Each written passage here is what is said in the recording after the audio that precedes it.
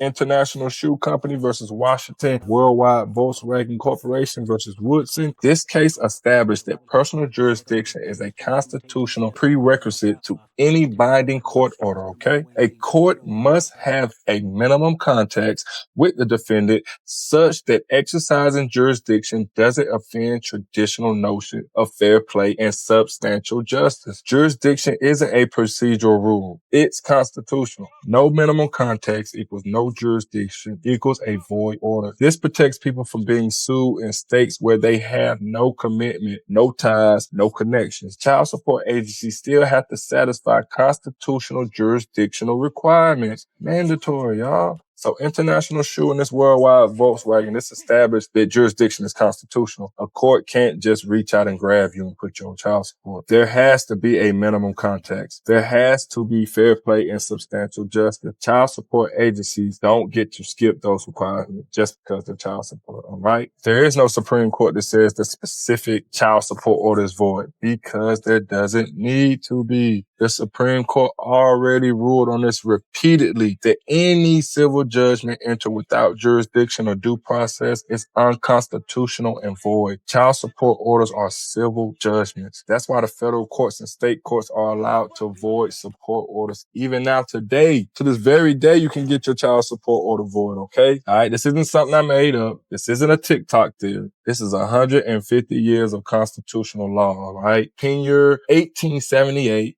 Mullane in 1950, Peralta in 1988. The Supreme Court has been saying the same thing for generations. No service, no jurisdiction, no void judgment. Do you hear me, fam? For her moving, the family suing whatever I make. Murder is stacking, the president acting, the government taxing my funds in the bank. Homies,